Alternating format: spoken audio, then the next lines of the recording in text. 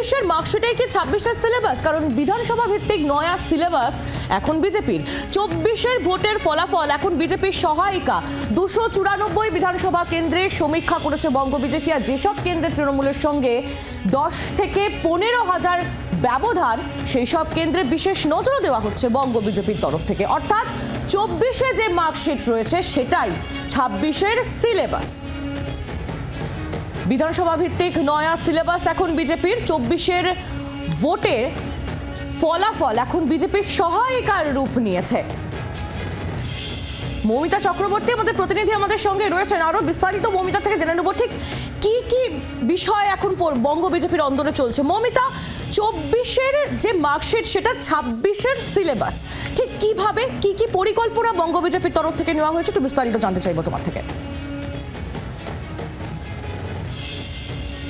দেখো, যে তথ্য এই মুহূর্তে আমার হাতে এসে পৌঁছেছে বঙ্গ বিজেপির এই টোটাল সার্ভে রিপোর্ট, যেখানে 70টা বিধানসভা তারা নির্দিষ্ট করে চিহ্নিত করেছেন। 24-এর যে ফলাফল সেই মার্কশিটকে কাজে লাগাচ্ছে এক্ষেত্রে বঙ্গ বিজেপি 26-এর যে নয়া পাঠ্যক্রম বা সিলেবাস বলতে পারো তা তৈরি করার জন্য। সেটা কিভাবে? এখানে নির্দিষ্ট করে প্রতিটা কেন্দ্র ভিত্তিক যে সমীক্ষা, যে খুঁটিনাটি বিশ্লেষণ, সেই বিশ্লেষণ করা হয়েছে। শুধু তাই নয়, 294টার মধ্যে 70টা আলাদা করে বিশেষ নজর দিচ্ছে গেরুয়া শিবির। কারণ একটাই, কারণ এর মধ্যে 49টা এমন বিধানসভা রয়েছে যে বিধানসভায় বিজেপির সঙ্গে অন্য দল, বলা ভালো যে শাসক দল তৃণমূল কংগ্রেসের যে ব্যবধান, সেই ব্যবধান রয়েছে 10 থেকে 15,000-এর মধ্যে। অন্যদিকে 10,000-এর মধ্যে, অর্থাৎ 10,000-এর মধ্যে ব্যবধান অল্পের জন্য বিজেপির হাতছাড়া হয়েছে এমন বিধানসভা কেন্দ্রের সংখ্যা 21টি। সেই সমস্ত বিধানসভা দুটো পর্যায়ে তারা ভাগ করেছেন এবং দুটো পর্যায়ে ভাগ করার পর নির্দিষ্ট করে তাদের সিলেবাস তৈরি করা শুরু হয়েছে 26-এর বঙ্গের যে ভোট, সেই ভোটের জয়ের উদ্দেশ্যে। একেবারে মৌমিতা, তুমি আমাদের সঙ্গে থাকো। ভোট প্রস্তুতি শুরু হয়েছে পদ্ম শিবির, আর এই নিয়ে অগ্নিমিত্রা পল বিজেপি নেত্রী তিনি কি বলছেন শোনাবো আপনাদের। 294টা সিট নিয়েই আমরা আমাদের বৈঠক শুরু করেছি। স্ট্র্যাটেজি শুরু করা হচ্ছে, স্ট্র্যাটেজি ঠিক করা হচ্ছে, কার্যকর্তাদের সাংগঠনিকভাবে যা যা করা দরকার সেটা করা হচ্ছে। শুধু যে কলকাতা বা শুধু বিশেষ কিছু সিট তা কিন্তু নয়। আর কি করছি সেটা তো বলবোই না, কারণ সেটা তো সম্পূর্ণ আমাদের ইন্টারনাল ম্যাটার। সেটা আস্তে আস্তে আপনারা দেখতে পাবেন আমরা কি করছি। রুদ্রনীল ঘোষ বিজেপি নেতা, তার প্রতিক্রিয়াও পেয়েছি আমরা, শোনাবো আপনাদের কি বলছেন তিনি। কাজটা তলে তলে চলছে, শুধুমাত্র দলীয় পদে থেকে কাজ করে যাওয়া নয়, সেইখানে একটা প্ল্যান রূপায়ণ চলছে এবং সেটা অবশ্যই কেন্দ্রীয়ভাবে সভাপতি নির্বাচন এবং সংগঠনকে নির্বাচনমুখী করে যে কাজ করতে হবে অত্যন্ত নীরবে করা হচ্ছে, যার ফলাফল মানুষ 2026-এর সফলতাতেই দেখতে পাবেন। নীরবে চলছে একাধিক কর্মসূচি, কলকাতা ভিত্তিক সমীক্ষাতেও জোর দেওয়া হচ্ছে। 24-এর ফলাফলের নিরীক্ষেই চলছে এই সমীক্ষা। এরকম আরো একাধিক তথ্য আমরা পাচ্ছি, এমনকি সাংস্কৃতিক কর্মশালা তার পরিকল্পনা রয়েছে বলেও সূত্র মারফত খবর পাওয়া যাচ্ছে। আর কি আপডেট রয়েছে এই বিষয়ে সেটাও মৌমিতার থেকে আমরা জেনে নেব। মৌমিতা চক্রবর্তী আমাদের প্রতিনিধি সরাসরি আমাদের সঙ্গেই রয়েছেন, মৌমিতার কাছে সরাসরি চলে যাব। মৌমিতা, নীরবে একাধিক কর্মসূচি চলছে বিজেপির অন্দরে, তোমার কাছে কি কি খবর রয়েছে, কি কি কর্মসূচি এই মুহূর্তে তারা চালাচ্ছেন এবং সমীক্ষায় আর কি কি তথ্য উঠে এসেছে? দেখো, যেমন উত্তর কলকাতার 26টা ওয়ার্ড, সেই 26টা ওয়ার্ডে আমাদের কাছে খবর বিজেপি সূত্রের যে 26টা ওয়ার্ড ভিত্তিক বিশেষ নজরদারি কিন্তু রয়েছে। কারণ এই 26টা ওয়ার্ড থেকেই কলকাতা পুরভোটে বিজেপির লিড ছিল। পাশাপাশি দক্ষিণ কলকাতারও একাধিক ওয়ার্ড তারা চিহ্নিত করেছেন। যে ভবানীপুর কেন্দ্র নিয়ে গতকাল থেকেই টানাপোড়েন চলছে, সেই ভবানীপুর কেন্দ্রের যদি তথ্য আসি তাহলে বিজেপির সঙ্গে শাসক দল তৃণমূল কংগ্রেসের ব্যবধান কিন্তু 8,000-এর বেশ কিছু, 8,297 ভোটের। খুব স্বাভাবিকভাবেই এই সমস্ত বিধানসভা তাদের যেমন নজরে রয়েছে, তেমন আলাদা করে যদি ওয়ার্ড স্পেসিফিক বলো তবে কলকাতা পুরো এলাকার 26টা ওয়ার্ড তারা চিহ্নিত করেছে।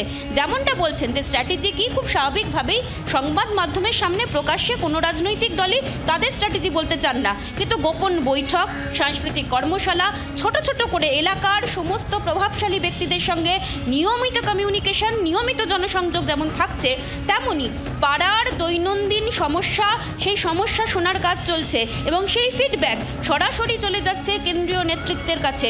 খুব স্বাভাবিকভাবেই স্ট্র্যাটেজিক্যালি কিন্তু তাদের কাজ শুরু করে দিয়েছে গেরুয়া শিবির। মমিতার সঙ্গে থাকো তুমি আমাদের। কলকাতা ভিত্তিক শ্রমিক খাতে বিশেষ জোর দেওয়া হচ্ছে বিজেপির তরফ থেকে। 24-এর ফলাফলের নিরীক্ষে চলছে সমীক্ষা। যে খবর পাওয়া যাচ্ছে, পুরো এলাকার 47টি ওয়ার্ডে এগিয়ে রয়েছে বিজেপি। উত্তর কলকাতার 26টি ওয়ার্ড সম্ভাবনাময়। জনসংযোগ বাড়াতে ইতিমধ্যেই নানান কর্মসূচিতে জোর দেওয়া হয়েছে বঙ্গ বিজেপির তরফ থেকে। আমরা এই বিষয়ে রাজনৈতিক প্রতিক্রিয়া নিয়ে নেব। তৃণমূল কংগ্রেস নেতা জয়প্রকাশ মজুমদার রয়েছেন আমাদের সঙ্গে এই মুহূর্তে টেলিফোন লাইনে। জয়প্রকাশ বাবু, যে খবর পাওয়া যাচ্ছে কলকাতা ভিত্তিক সমীক্ষাতে বিশেষ জোর দিয়েছে বিজেপি এবং 24-এর ফলাফলের নিরীক্ষে এই সমীক্ষা চলছে। একাধিক ওয়ার্ডে, পুরো এলাকায় প্রায় 47টি ওয়ার্ডে এগিয়ে রয়েছে বিজেপি। উত্তর কলকাতাতেও 26টি ওয়ার্ড সম্ভাবনাময়।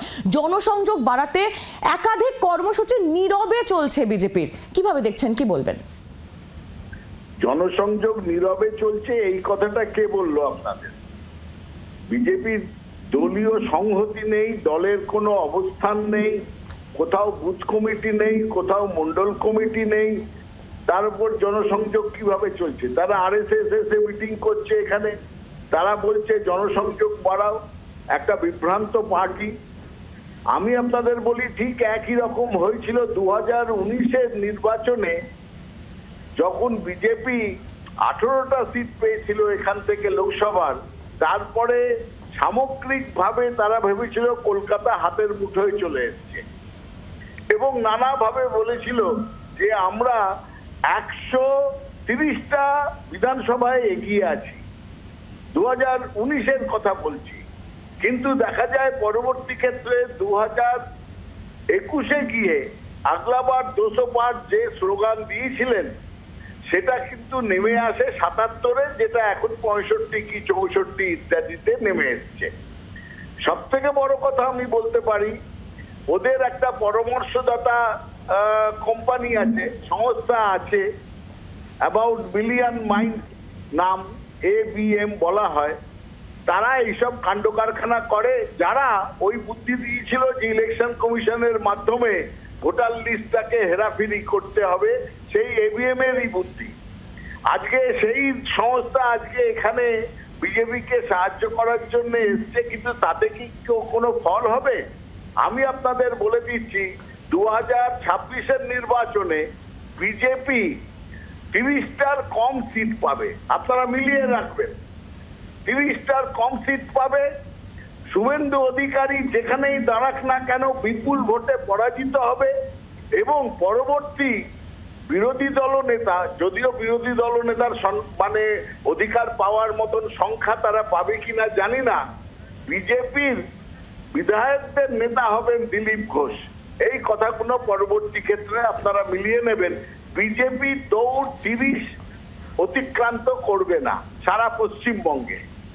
একেবারে ধন্যবাদ আপনাকে জয়প্রকাশ বাবু। আর এবার আপনাদের শোনাবো বাম নেতা সুজন চক্রবর্তী, তিনি এই বিষয় নিয়ে কি বলছেন, শুনুন।